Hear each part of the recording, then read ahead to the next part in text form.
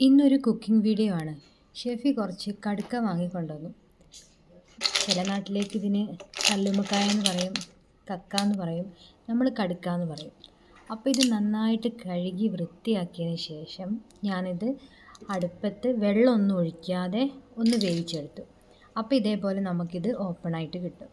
ഇനി അതിൻ്റെ തോട് മാറ്റിയിട്ട് ഇറച്ചി മാത്രം വേറെ ആക്കി എടുക്കണം. നല്ല ചെറിയ കടുക്കയാണ് കേട്ടോ കിട്ടിയത്. അതുകൊണ്ട് കുറച്ച് പണി ഉണ്ടായിരുന്നു ഇത് ചെയ്തെടുക്കാൻ.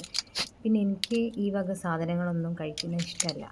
അപ്പോൾ അതിൽ ഇടുന്ന മസാല മാത്രം ഒന്ന് എടുത്ത് കഴിക്കാമെന്ന് വിചാരിച്ചിട്ട് ഞാൻ വേറൊരു രൂപത്തിലാണ് ഉണ്ടാക്കുന്നത്, കാണിച്ചു തരാം. അപ്പോൾ ഇത്രയാണ് എനിക്ക് ഇറച്ചി കിട്ടിയിട്ടുള്ളത്. എന്ത് ചെറുതാണെന്ന് നോക്കൂ.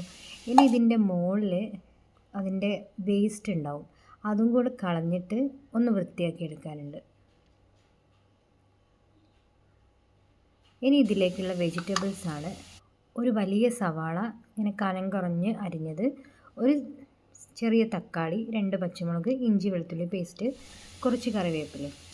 പിന്നെ കാണിക്കാൻ വിട്ടുപോയി, ആദ്യം ഇതൊന്ന് മാരിനേറ്റ് ചെയ്ത് വെക്കണം. മഞ്ഞൾപ്പൊടി, മുളക് പൊടി, ഉപ്പ് ഇട്ടിട്ട് ഒന്ന് മാറ്റി വെക്കാം. ഇനി ചൂടായ പാനിലേക്ക് ഒരു 2 സ്പൂൺ വെളിച്ചെണ്ണ ഒഴിച്ചിട്ട് അതിലേക്ക് ഇഞ്ചി വെളുത്തുള്ളി പേസ്റ്റ് ഒന്ന് ഇട്ട് ചതച്ചത് ഇട്ടിട്ട് ഒന്ന് ഇളക്കി അതിൻ്റെ പച്ചമണം മാറുമ്പോൾ 2 പച്ചമുളക് ചേർത്ത് ഇളക്കുന്നുണ്ട്. ഇനി അതിലേക്ക് അരിഞ്ഞു വെച്ച സവാള ചേർക്കാം. കുറച്ച് ഉപ്പും ചേർക്കുന്നുണ്ട്. ഉപ്പ് പാകത്തിന് ചേർത്താൽ മതി. ഇനി ഇത് വഴന്ന് വന്നതിന് ശേഷം അതിലേക്ക് തക്കാളിയും കൂടി ചേർത്തിട്ട് അതും കൂടി നന്നായിട്ട് വഴറ്റിയെടുക്കുന്നുണ്ട്. ഇനി ഇതിൻ്റെ മെയിൻ ഇൻഗ്രീഡിയൻ്റ് ആയിട്ട് ഞാൻ ചേർക്കുന്നത് തേങ്ങയാണ്, തേങ്ങാപ്പാൽ. നല്ല തേങ്ങ ചിരകി വെക്കുകയാണ് ഇപ്പോൾ. ഇനി ഇതിലേക്ക് പൊടികളൊക്കെ ചേർത്ത് കൊടുക്കുകയാണ്. മുളക് പൊടി, മഞ്ഞൾപ്പൊടി, പച്ചമല്ലിപ്പൊടി, കുറച്ച് ഗരം മസാലയും ചേർത്തിട്ട് നന്നായിട്ടൊന്നും കൂടി ഇത് ഇളക്കി മിക്സ് ചെയ്ത് വെക്കുക. ഇനി ഇതിന്ന് പാനിൽ നിന്ന് മാറ്റി വെക്കണം. അതിലേക്ക് കുറച്ചുകൂടി ഓയിൽ ഒഴിച്ചിട്ട് നേരത്തെ മാരിനേറ്റ് ചെയ്ത് വെച്ചിട്ടുള്ള നമ്മളെ കടുക്ക ഇറച്ചി ഒന്ന് ജസ്റ്റ് ഒന്ന് വേവിച്ചെടുക്കണം, ഒന്ന് മൊരിയിച്ചെടുക്കണം. അതിലേക്ക് നമ്മൾ നേരത്തെ മാറ്റി വെച്ചിട്ടുള്ള വെജിറ്റബിൾസ് ചേർത്ത് വീണ്ടും ഒന്ന് അടച്ച് വെച്ച് വേവിച്ചെടുക്കുക. ഇനി ഈ ഡിഷിൻ്റെ മെയിൻ ഇൻഗ്രീഡിയൻ്റ് ആയിട്ടുള്ള തേങ്ങാപ്പാൽ ചേർത്ത് കൊടുക്കുകയാണ്. ഞാൻ 1-ാം പാൽ മാത്രമേ ചേർത്ത് കൊടുത്തിട്ടുള്ളൂ. പിന്നെ ആ പാത്രത്തിലേക്ക് കുറച്ചുകൂടി വെള്ളം ഒഴിച്ചിട്ട് അതും കൂടി ആഡ് ചെയ്ത് കൊടുത്തിട്ടുണ്ട്. നമുക്ക് ഗ്രേവിക്ക് ആവശ്യമായിട്ടുള്ള പാൽ എത്രയാണോ വേണ്ടതെന്ന് വെച്ചാൽ അതിനനുസരിച്ച് ചേർക്കാം.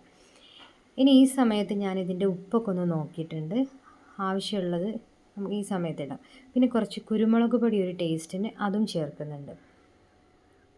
ഇനി മല്ലിയിലയും കറിവേപ്പിലയും ഇട്ട് ഗാർണിഷ് ചെയ്ത് തീ ഓഫ് ചെയ്തിട്ട് മാറ്റി.